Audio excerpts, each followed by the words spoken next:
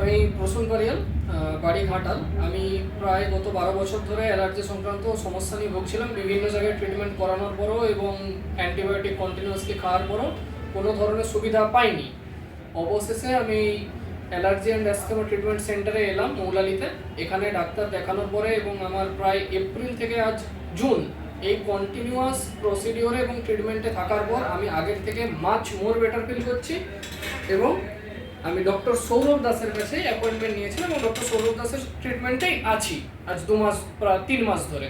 এবং আমি আগের থেকে যথেষ্টই সুস্থ। আমার তো রেকমেন্ড করব যে বেস্ট কোনো জায়গায় ভুল ট্রিটমেন্ট না করি আপনারা প্রপারলি একটা সঠিক ট্রিটমেন্টের রাস্তায় যদি আসতে চান তাহলে আসুন। কারণ অ্যালার্জি এমন একটা জিনিস যেটা শুরু একটা পজিশন থেকে হয়, কিন্তু তার সিমটমস এবং তার যে প্রভাবগুলো সেগুলো আলাদা আলাদাভাবে টাইমের সঙ্গে সঙ্গে বাড়তে থাকে।